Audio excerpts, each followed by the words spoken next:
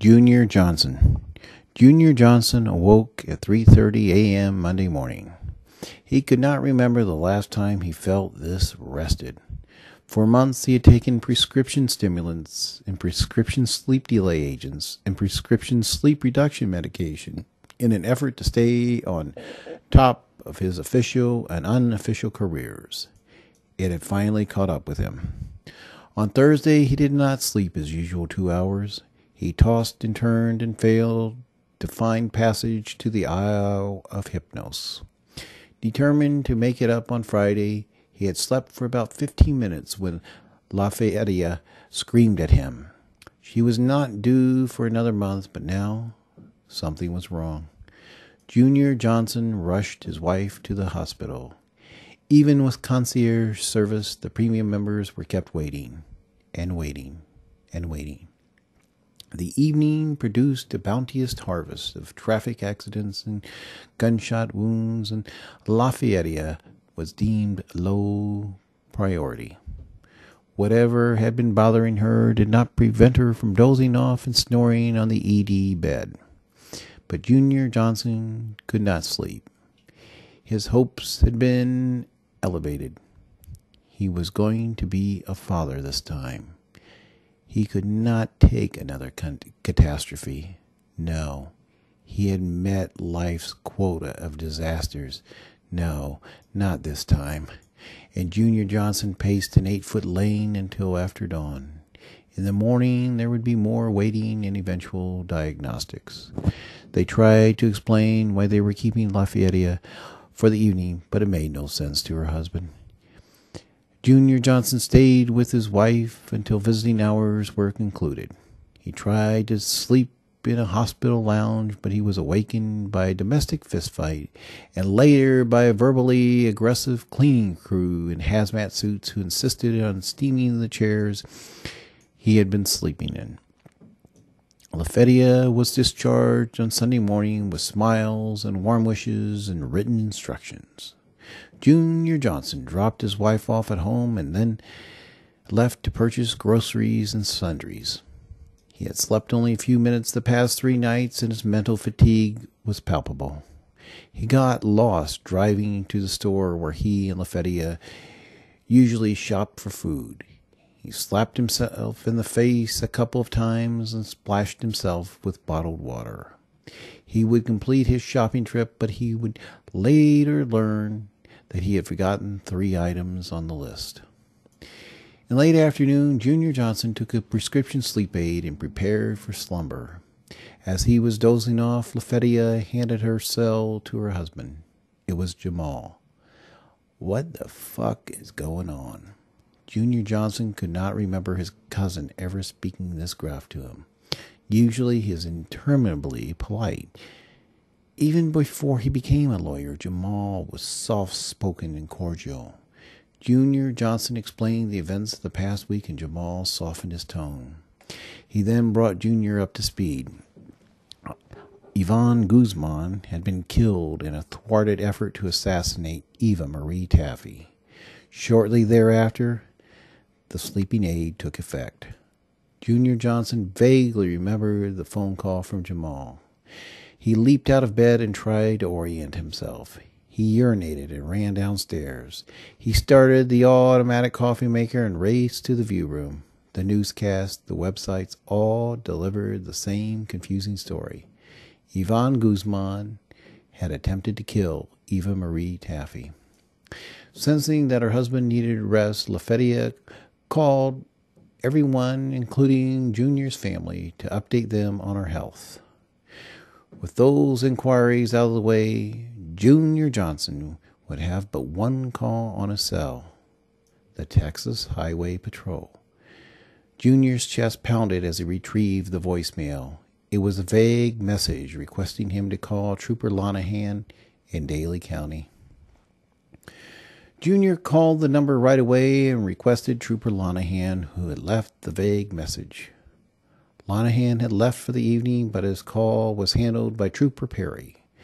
Junior Johnson had thought of a dozen or so people the trooper might ask him about. He had not considered Ulysses. nor had he considered that he might be asked to identify his younger brother's body. Junior left a note on the bed for Fayette, citing an emergency and requesting that she call him as soon as she awoke. He brushed his teeth and dressed hurriedly. On the way to Daly County, he called his oldest sister Gail, who lived close by their parents, and left a voice message. He also called his sister Cimarron, who was a probation officer in neighboring Montgomery County. He also left her a voice message to call him right away. He tried to call his younger sister Canada, but he learned that he did not have her current phone number. The streets were empty, and Junior could not remember a time when driving was so effortless. Under different circumstances, he would take mental notes so he could later tell all who would listen how he enjoyed his early morning drive. A sweet taste of yesteryear. But today, his thoughts were elsewhere. Just outside of Tufnell, the county seat of Daly County, Junior Johnson stopped at a Hugo's and downed a large coffee and a sausage and egg biscuit. After his hurried breakfast, he entered the men's room. Midstream at the urinal, he took a call from Cimarron. Junior Johnson had rehearsed his delivery on his ride to Daly County. He would ask Gail or Cimarron if she was awake. He would ask his sister if she was braced for bad news. He would then tell her that he was en route to identify Ulysses' body.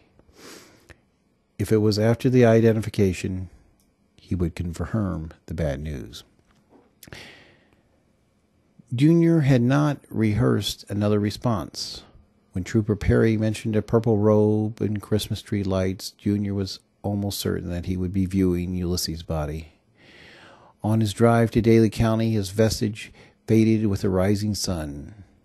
Hope had been a hazy dream, but it was a daytime now. Sister, I have some bad news. Is Fayette okay? Damn, he wanted to brace the impact, but he did not want to leave time for the caller to speculate. No, dear, Fayette's fine. It's Ulysses. There was a silence, and then, okay, tell me. He paused and finished his micturition. He started to tell her the story, but decided the setting was not appropriate. He asked his sister to hold as he zipped his pants and rushed back to the comfort of his sedan. Sitting in the form-fitting driver's seat, he gave Cimarron the bad news. His second oldest sister took the news with apparent equanimity. She agreed to visit with their mother and father and to be on hand if and when the fatal news was delivered. They exchanged tender farewells, and Junior was soon back on the road. Junior had expected to walk into the county morgue like it was a hotel. He did not expect to have to wait in their tiny parking lot until 9 a.m., and he did not expect another half hour of filling out forms. While he was awaiting admission to the kingdom behind the counter, his older sister Gail called. She was not as stoic as her younger sister. She gagged and sniffled and said, "Oh my God," several times. She too agreed to sit with the elder Johnsons as soon as she could get there. Junior would recall the anticipatory details for the rest of his life. The drab waiting room, the flat effect of the middle-aged Hispanic woman who processed the paperwork. He observed her staring blankly at a young African-American woman hidden behind a curtain in the authorized personnel-only area, as the younger woman giggled and cackled as she carried on a dodgy conversation with someone on her cell phone. The pervasive odor was a mixture of cheap perfume and Lysol.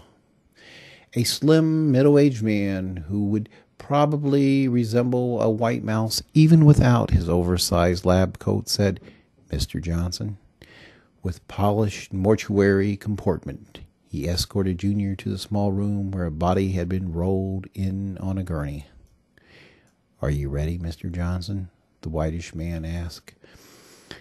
Junior Johnson nodded, and the man gently removed a cloth the size of a pillowcase that had covered the face. Junior Johnson looked confused. He had expected to see his brother as he remembered him. He was not prepared to see his swollen, battered, and disfigured skull. The grotesque, pumpkin-esque version of his younger brother tortured Junior Johnson. He gasped and shook his head. Was it Ulysses? The attendant delicately removed the sheet and extended it to the cadaver's waist. A large birthmark on the left side of the chest caught Junior's eye. He studied the torso and looked away and studied the face again. It's him, Junior Johnson said assuredly. His world did not stop, and he did not faint or go into shock. There would be no such respite for Junior Johnson. Each cell call, each acid drop of verbiage from the meek attendant, each squeak of shoe and ruffle of cloth would throb in his chest, and his mind would replay the details for days and weeks and months. Ulysses and his deluxe king-size personality were forever gone.